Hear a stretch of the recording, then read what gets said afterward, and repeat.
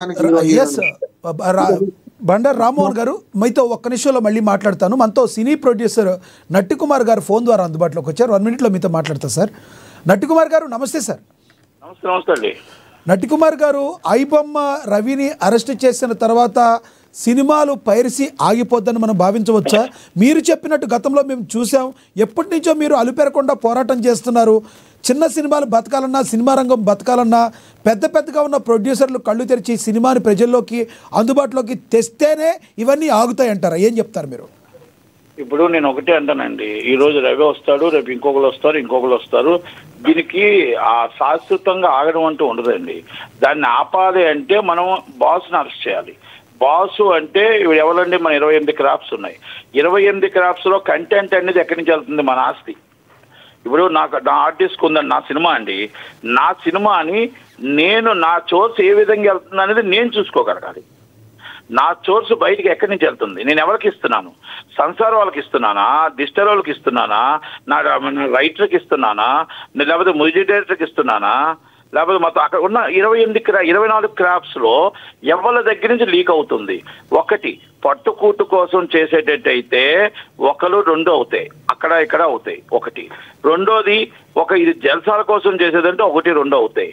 ఇది ఒక ప్లాన్డ్గా 1000 సినిమాలు దీనికి మొత్తం టోటల్గా హెచ్డి క్వాలిటీలో వస్తున్నాయి అంటే దీనికి ఎక్కడో ఒక బాస్ ఉన్నాడు, ఎవరో దీన్ని నడుపుతున్నారు. ఎందుకు దాని మీద ఇన్వెస్టిగేషన్ చేయట్లేదు? నేను అడుగుతుంది అది. నేను అడుగుతుంది ఏంటంటే, ఇవాళ రవి పోతాడు, రేపు ఇంకొకరు వస్తారు, మూవీ రిలీజ్ వస్తారు, సో మెనీ వస్తాయి సార్. మనం చిన్నప్పటి నుంచి చూస్తున్నామండి, వీడియో క్యాసెట్లు వచ్చేవి ప్యారేసివి. వీడియో తర్వాత ప్రింట్ల మీద బొంబాయిలో స్కాన్ చేసి అమెరికా వెళ్ళే ప్రింట్లో తీశారు, దాన్ని కనిపెట్టాం. ఆ తర్వాత డిజిటల్ యుగం వచ్చింది.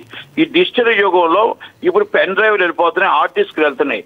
మనకు 100 కోట్ల 1000 కోట్ల ఆస్తిని ఒక ఎంప్లాయ్కి ఇస్తున్నాం, ఎవరికో. ఆ ఎంప్లాయ్ తీసుకెళ్లి థియేటర్లో లోడ్ చేస్తున్నాడు. అది లోడింగ్లో ఫాల్ట్ వస్తుందా, లేకపోతే ఆ డిజిటల్ యుగంలో ఫాల్ట్ వస్తుందా? మొన్న మొన్న జరిగినప్పుడు ఇన్వెస్టిగేషన్ కొంత నేను చూసినప్పుడు భాగం ఏమనిపించిందంటే, వాళ్ళందరూ కూడా ఆయన ఇన్వెస్టిగేషన్ ఏం చెప్తున్నారంటే 12 గంటలకి పెద్ద సినిమాలు రిలీజ్ అయితే సేమ్ టైం ఇది కీస్ ఇస్తున్నప్పుడు సేమ్ టైం డౌన్లోడ్ అవుతుంది.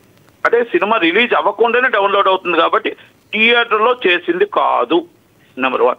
నెంబర్ 2, రెగ్యులర్గా సినిమాలు రిలీజ్ అయ్యి 11 o'clock రిలీజ్ అయితే 6 గంటలకి 5:30 గంటల నుంచి మన 9-10 గంటల దాకా కీస్ ఇస్తారు. ఆ టైంలోనే డౌన్లోడ్ అవుతున్నాయి ఈ ఐబొమ్మ. అంటే ఇక్కడ ఇది థియేటర్ నుంచి రిలీజ్ కాదు, ఎక్కడో డిజిటల్ ప్లాట్ఫామా, ఎక్కడో డిజిటల్ నుంచో లేకపోతే ఇంకోకాడో లీక్ అవుతుంది. అసలైన లింక్ ని ఇంకా పట్టుకోవాల్సింది ఉందంటారా పోలీసులు? సార్ పోలీసులు చాలా గొప్ప పని చేశారు సార్.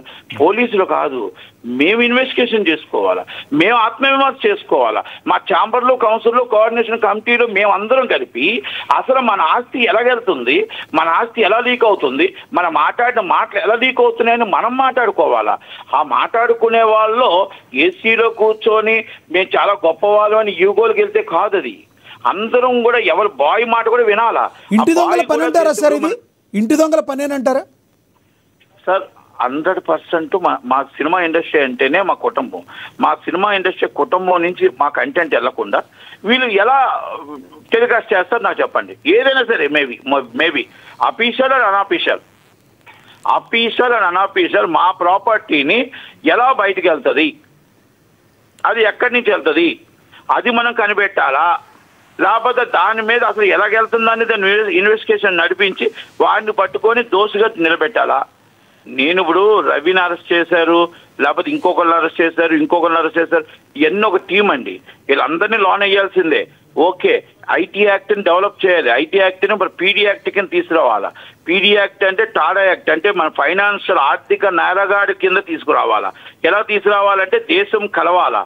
దేశంలో ఉన్న సినిమా ఇండస్ట్రీ అంతా కలిసి మనం వెళ్ళి సమాచార శాఖ మంత్రి దగ్గరికి వెళ్ళి అమెండ్మెంట్ అండ్ పార్లమెంట్లో అమెండ్మెంట్ చేయించి దీని మీద సీరియస్గా తీసుకొని, ఆర్థికంగా మన ఎకనామిక్ దెబ్బతింటుంది, ట్యాక్స్ రూపంగా గవర్నమెంట్లు దెబ్బతింటున్నాయి, దీనివల్ల మొత్తం టోటల్ దేశానికి నష్టం వస్తుంది. కాబట్టి దీని మీద కొన్ని 1000 కోట్ల నష్టం వస్తుంది. కాబట్టి దాన్ని మనం పార్లమెంట్లో అమెండ్మెంట్ చేసి అరెస్ట్ చేసి లోన్ వేస్తే చూసేవాడిని, చేసేవాడిని, చూసేవాడికి 6 నెలల శిక్ష, చేసేవాడికి మొత్తం టోటల్ గా 14 సంవత్సరాల శిక్ష పీడీ యాక్ట్ గా శాశ్వతంగా నెల రోజుల్లో కేసును ఛార్జ్ షీట్ ఫైల్ చేయగలిగితే అది ఏదైనా పార్లమెంట్ లోనే అమెండ్మెంట్ చేయగలరు. నట్టుకుమార్ గారు మీరు ఎప్పటి నుంచో నష్టం కాదండి, దేశానికి నష్టం. నట్టుకుమార్ గారు ఎప్పటి నుంచో కూడా మీరు అలుపెరగని పోరాటం చేస్తున్నారు. సినిమా ఇండస్ట్రీలో ఉన్న కొంతమంది పెద్దలకు కూడా మీరు అనేక సలహాలు ఎప్పుడు ఇస్తూనే ఉంటారు. కానీ సామాన్య జనాల్లో ఈ రోజున రవి మీద కొంత సాఫ్ట్ కార్నర్ ఉండడానికి కారణం ఏంటంటారు? మీరు చెప్తున్నట్టుగా సినిమా పెద్దలు ప్రజలకు సంబంధించి సినిమా చేరువ చేయడానికి మరి ఆలోచించాల్సిన పరిస్థితి ఉందంటారా? సార్, నేను ఇప్పుడు ప్రజలు ఈరోజు రవికి సానుభూతి చూపించడానికి ముఖ్య కారణం మా సినిమా వాళ్ళే, మా సినిమా పెద్దలే. మా సినిమా పెద్దలే కరెక్ట్ గా చూసి ఉన్నవాడు లేనివాడు మిడిల్ క్లాస్ సినిమా అభిమానులే అందరూ కూడా సినిమా అభిమానులే, సినిమాని ప్రేమించే వాళ్ళే, హీరోని ప్రేమించే వాళ్ళే. అది ఒక్కసారి ఆలోచించుకొని హై క్లాస్ సొసైటీకి ఎంత పెట్టాలి, మిడిల్ క్లాస్ సొసైటీకి ఎంత పెట్టాలి, లో క్లాస్ సొసైటీకి ఎంత పెట్టాలి, ఈ రేట్లు మనం పెట్టి వాళ్ళకి అందుబాటులో థియేటర్లో సినిమా చూసేదలా పెడుతూ పాప్కార్న్ ఎంత పెట్టాలి, కూల్ డ్రింక్స్ ఎంత పెట్టాలి, ఇది అంతా